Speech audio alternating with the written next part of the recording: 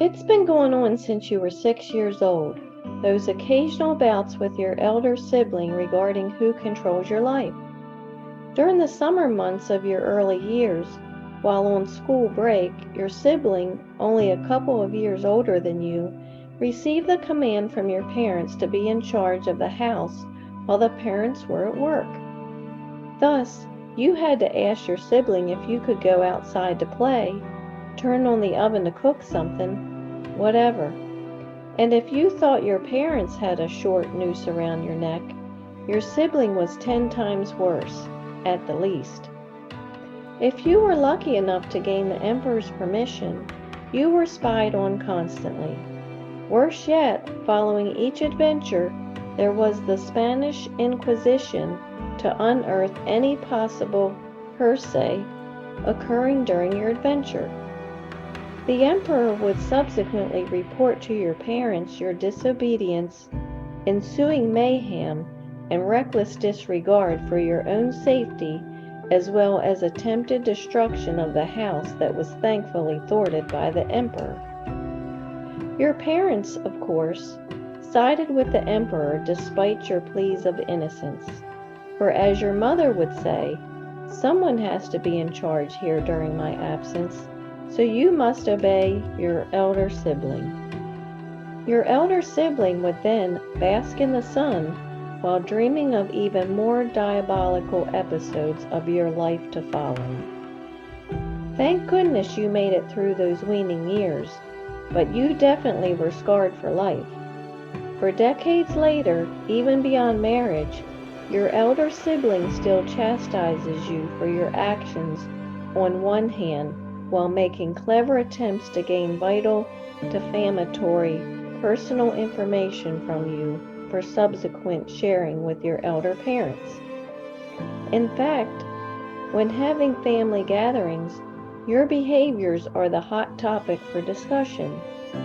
You closely watch your elder sibling's performance as you see a mask hiding great pride in their success of making your failings the centerpiece of your parents' weary eyes. So, what began as an emperor-plebe relationship in your early years has become a Russian KGB onslaught, with you being the primary culprit of an intelligence and espionage activity monitoring campaign by your elder sibling with frequent reporting back to your parents. And even today, if you don't obey what your elder sibling commands of you, you know a violent psychological smear campaign will ensue. Thus, when the cell phone rings and you see the caller, you don't want to answer, but you do so because even today, your mother says, when I'm not around anymore, someone needs to give you guidance. So, listen to your elder sibling. It's a life of servitude to your very death, it appears. However, since you're training with the Stoicess, you've learned a few things about your sibling relationship. You know that most spend more time with their siblings while growing up than with their parents. This is true whether you have a monster sibling or a gracious sibling. Next, longevity with your sibling versus your parents also favors your sibling. Your and your siblings' time on earth will likely outlast your parents, so automatically that good or bad relationship between you two will likely continue beyond your parents' departure. And siblings are people too. There may be jealousy in the elder sibling's mind, beginning since the day of your birth because your siblings sensed they no longer had your parents' complete attention. If you were naturally smarter, better looking, had improved people skills, etc., then this all adds to the mix of your fuming your sibling. A scapegoat is needed for your sibling's inner frustration, and your parents automatically gave you up as a sacrificial lamb when turning to the only one they had at hand to watch over your well-being, that mentally tainted elder sibling. Today, though, from your training, you're a different person. You drive in your own lane. You don't get involved in another's business, and you don't swerve when someone enters your lane. You may brake for a moment, but you'll hit them mentally head on if they don't get out of your lane in time. So, as the phone call unfolds and your sibling tries to goad you into giving up your private information for their use, you ignore the request and casually change the conversation to another topic. When your sibling attempts to put your head on the display block at family gatherings, you sit back, drink your coffee or tea, and watch the drama unfold without uttering a word. Once everyone's eyes are on you for a response, you keep your words simple as well as your actions.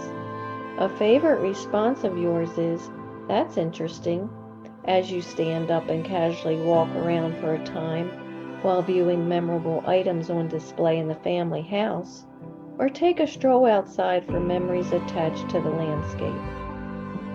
Following your walk, you calmly tell your family that you're leaving now and thank them for the day. The family's cries or commands to stay are ignored as you stay in your lane and leave this infested area. For you are not there as someone's target practice, nor do you care to be the emperor's court jester for this event. You simply live life in your own lane, and those who wish to join you will kindly ask for your permission to join. It's your life, your journey, your lane, all done your way. Now, using my Stoic storytelling method, my sibling tries to tell me what to do. Should I ignore? Is a brother unjust? Consider not what he does, but what you are to do to keep your own faculty of choice in a state conformable to nature. Epictetus. A brother offended is harder to be won than a strong city, and their contentions are like the bars of a castle. Book of Proverbs. I will ignore all their antics, which include their words. I realize my sibling has entered my lane, and I do not swerve. The character trait I improve is protecting my inner sanctum. Thank you for sharing your mind with me. For your continued success, hear my secret. When they jump into your lane, keep moving forward since their acts are in vain. Now relax, control your mind, and be as you wish to seem. Empowered. Remember, it's the situation keeping my connection with Him. I'm Lori Stitt, the Stoicess, and I believe in you. If you like what you mentally now see, join my website to learn and think like me at stoicmatchmaker.com.